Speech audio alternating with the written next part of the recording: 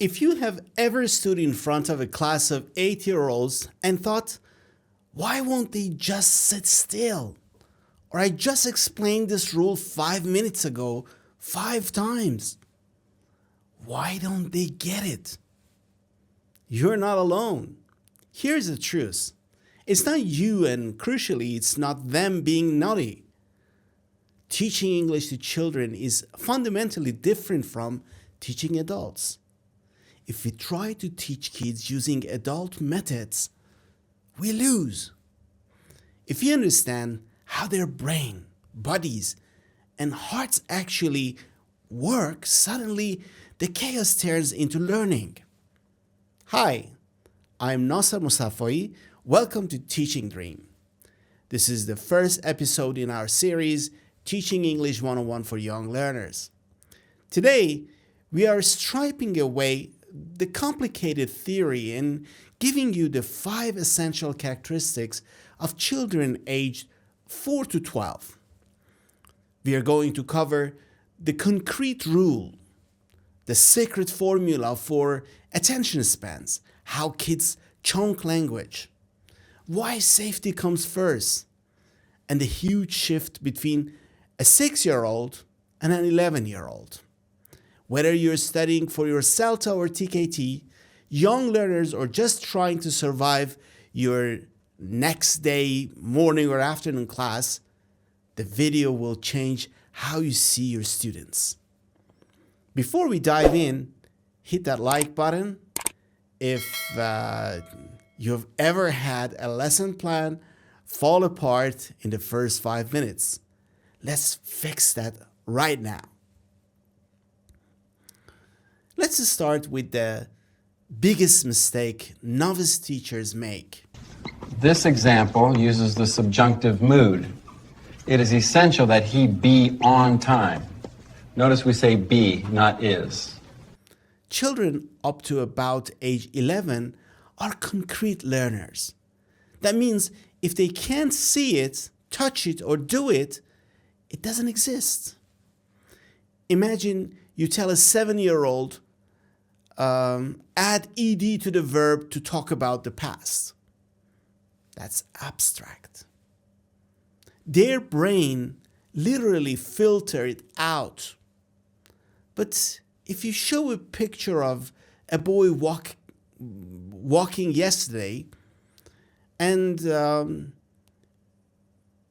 you stomp your feet backward, boom, they get it. To make language stick, you need to use the 3x principle. To fix a word in long-term memory, a child must hear it, say it, using an image or real object, realia, and do it using a gesture or action, the same rules of TPR. Don't just say apple. Hold up an apple. Say apple and then take a fake bite. Crunch, crunch. That crunch, that's the do it. Now the word is connected to a sound, to an image, and to an action.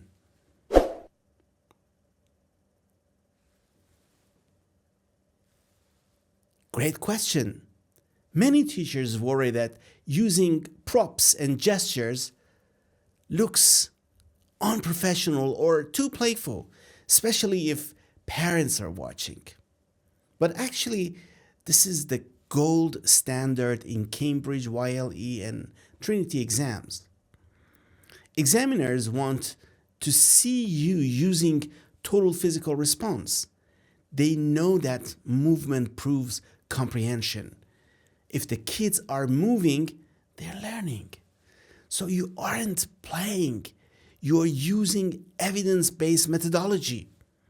So the rule for tomorrow is never explain a rule when you can show an image or perform an action. Okay, so we know how to show them the language, but how long will they listen? Interesting question, isn't it? This is a miss. This is a miss that children have short attention span. That's actually not true. They have short boredom thresholds. They can play a video game for 3 hours, but in a classroom, we need a formula to manage their focus. Here's a practical rule of thumb.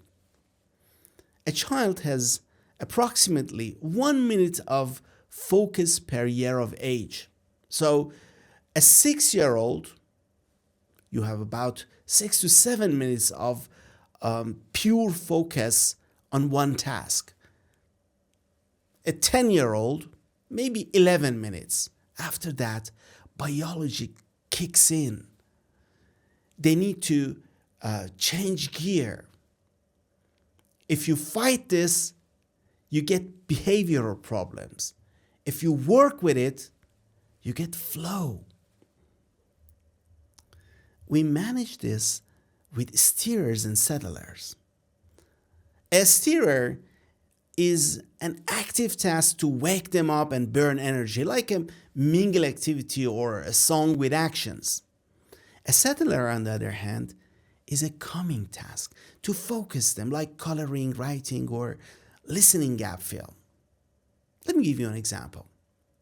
You've just done 10 minutes of grammar drill, which is a settler. You see them fidgeting. Do not shout, "Sit still!" Instead, inject a steerer. Everybody stand up. Touch something blue. Boom. Then bring them back down for the next task. Interesting question. This is the number one fear. If I let them stand up, chaos happens. The trick is in the transition. Never start a steerer without knowing exactly how you will stop it. Before you say go, establish the stop signal. A clap pattern, a countdown, or a bell. Of course, we will cover this in depth in our classroom management video, topic 4, I guess. But for now, remember, you are the conductor of their energy, not the policeman. It's very important. Now let's look inside their brains. How do they actually process English syntax? Here's a secret. Adults learn analytically. We learn subject, verb, object. I would like a banana.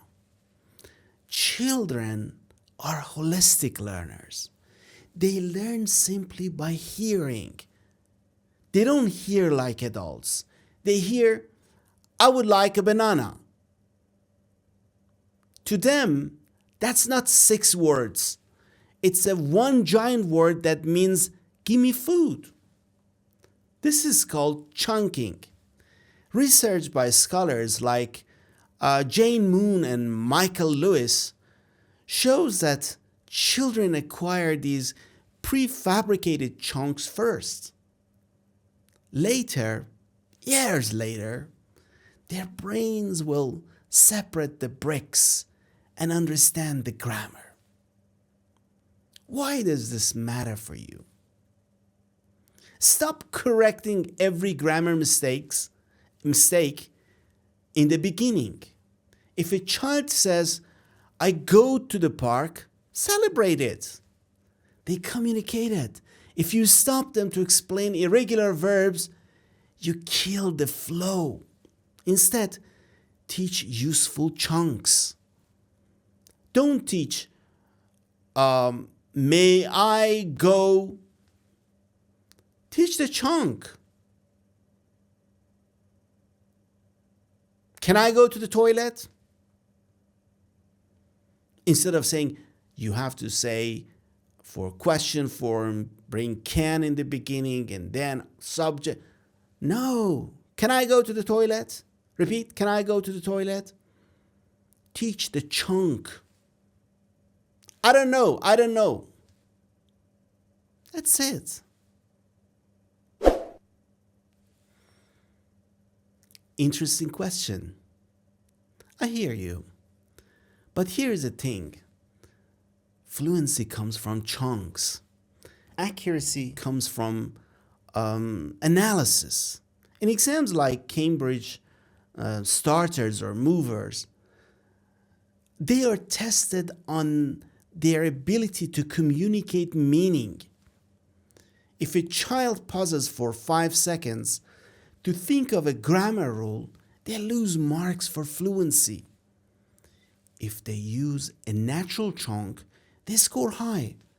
So you're actually preparing them better for fluency, for exams, by focusing on chunks first. Don't worry. Accuracy comes next in time. We have talked about brain and body. Now we must talk about the heart. Stephen Krashen gave us a term that every young teacher must know: the affective filter. Think of it like a gate, a door in a child's brain. When a child is happy, when a child is safe and relaxed, the gate is open, input goes in. But if the child is anxious, embarrassed, or confused, the gate slams shut. And once that gate is shut, you can be the best teacher in the world, but nothing is going in. For young learners, safety is the priority. A frightened child cannot learn. How do we lower the filter? 2 things: routines and pair-first strategy. Routines like a hello song or a specific way of handing out books makes the world predictable, reduces fear. And the pair-first strategy: never ask a child to speak in front of the whole class. Of course, immediately. This is terrifying. Use the sandwich. Think alone. Whisper to a partner. Share with a class. By the time they speak to you, they have practiced twice. The fear is gone. The gate is open. So, this works well in your classes. Finally, a massive warning. Do not treat a 12-year-old like a 6-year-old. We group them all as young learners, but the difference between age 6 and age 11 is the biggest developmental gap they will ever experience. Very young learners, 4 to 7, they are teacher pleasers. They love you. They want to hold your hand. They love fantasy and repetition. Young learners, 8 to 12, they are becoming peer pleasers. Suddenly, what their friends think matters more than what you think as a teacher. For the older group, you have to respect their growing maturity. A puppet might work for a 6-year-old. For an 11-year-old, maybe not. Instead of a puppet, use a YouTube clip or a detective mystery. Instead of singing, call it a rap battle. They still need concrete active learning, but the context must respect their age. Experts like David Noonan and Anna Maria Pinter emphasize that as children approach puberty, their ability to think about language which is their metalinguistic ability and awareness, grows. But so does their self-awareness. Our job is to bridge that gap. So how do we bridge that gap? How do we teach the older kids without boring them or treating them like babies? Well, we must give them agency. With 6-year-olds, you choose the game. With 11-year-olds, let them choose. Do you want to write a story about zombies or aliens? Do you want to play the vocabulary game in teams or pairs? When you give them a choice, you validate their maturity. You're telling them, I see you're growing up. They lower their defense. The cool factor drops and they engage. Okay. We have covered a lot today. Let's recap the toolkits you just built. To teach young learners, of course, effectively, you don't need to be a clown, but you do need to respect their biology. Remember the concrete rules that I mentioned. If they can't see it or touch it, they can't learn it. Use the 3X principle. Hear, see, do. Watch the clock. Their focus is H plus 1 minute. Use steerers and settlers to ride that energy wave. Embrace chunking. Teach whole phrases before grammar rules. Lower the affective filter. Routine and safety come first. And finally, respect the age shift. Give the older kids choices to keep them engaged. Now, I have a challenge for you. I don't want you to just watch this video. I want you to use it. For your very next class, do an attention audit. Calculate the average age of your students. Add 1 minute. Look at your lesson plan. If you have an activity that is longer than that number, cut it in half. Insert a 30-second steerer, a stretch, a jump, a quick song, right in the middle.